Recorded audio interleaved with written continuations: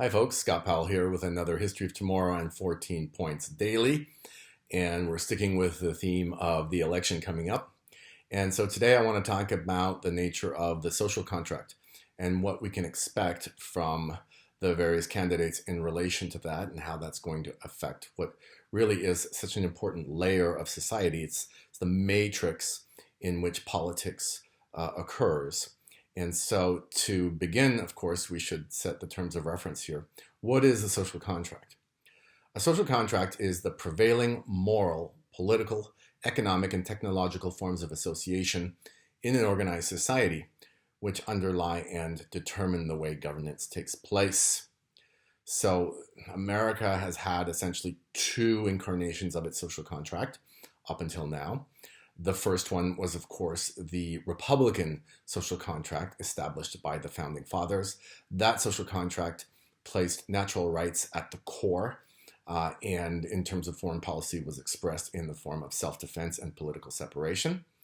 And then, after a period of transition, came the what I call the Americanistic social contract, which was the social contract upheld between the world wars and the fall of the Soviet Union.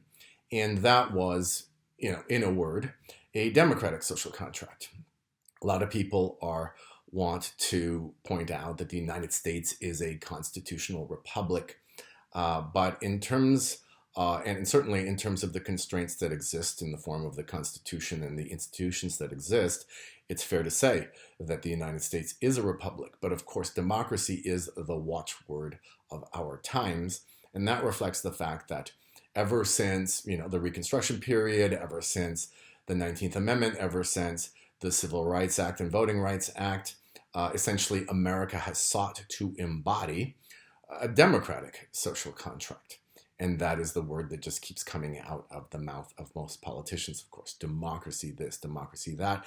Not surprisingly, foreign policy to do what? Make the world safe for what? For republics? No, for democracy, right? And so that has been kind of in broad strokes the history of the social contract. But what's been happening ever since the fall of the Soviet Union, once the impediment of having to counteract the idea of communism in the world, once that fell by the wayside because the Soviet Union collapsed, the United States began to exhibit the ascendancy of an egalitarian code of values.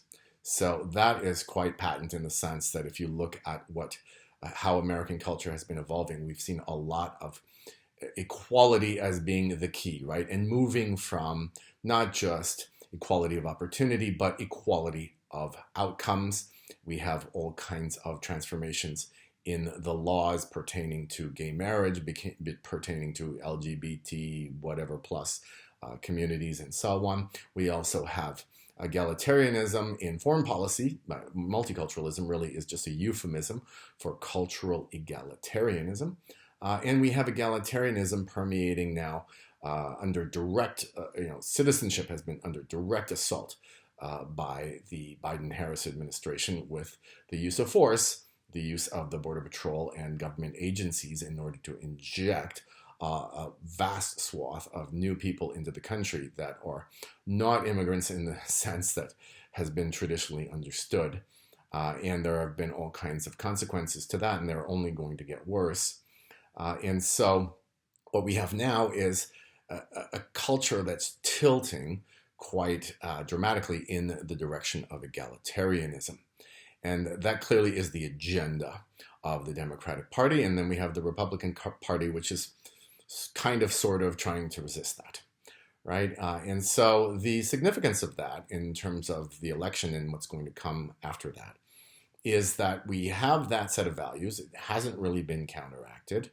And so egalitarianism will feature in a very significant way in the, as I call it, the post-Americanistic social contract, no matter who wins. But I think the most important key to how this is going to play out is that fascism is going to be a major element, regardless of which side wins. So I know that there's been a major attempt to characterize Donald Trump as a fascist. I don't think that's viable at all. I think it verges on absurd. And I hope that if Donald Trump wins, and if, true to his word, RFK Jr. and others that are associated with him really have stood strong in terms of the First Amendment, then hopefully that's not going to be a major feature of the next Trump administration and what American society looks like. I think we will see fascism in relation to immigration, however, and it's going to be ugly. Of course, if Kamala Harris wins, fascism will be instituted on a thoroughgoing basis. And it's clear from the statements of Kamala Harris and John Kerry and others within that whole clique that they intend to assault the First Amendment directly. And if that happens, then literally America will be over. I don't think it's an exaggeration to say that. So whatever it is that you're leaning towards, take that under consideration. I'm not here especially to advocate for one candidate or another, but I am here to tell you that fascism is going to feature as part of the post-Americanistic social contract. So prepare yourself. It's definitely survivable. We don't understand fascism well because fascism is rather a frozen historical abstraction at this point. It arose in relation to the 20th century regimes, such as those of Mussolini and Hitler and Franco. It exists now very widely. It's clear to me that Russia, China, post-Maoist China, and Juche, North Korea, and a variety of other regimes, sad to say, most of the Anglosphere is now permeated with fascism as well. It's very widespread, and because it's so poorly understood, it is definitely making its way and becoming part of American culture as well. And sadly, Americans want that. They don't know how to resolve the incongruency of their social system at this time. And what they want is charismatic leaders to come in and, regardless of what the laws are, make the changes that they themselves see fit. So we are going to have fascism of a sort. And it's going to require us to really work on that concept and try to understand what it stands for and figure out how to properly counteract it. So anyway, choose what you think will result in the least destructive form of fascism. And good luck to us all. We're going to need it.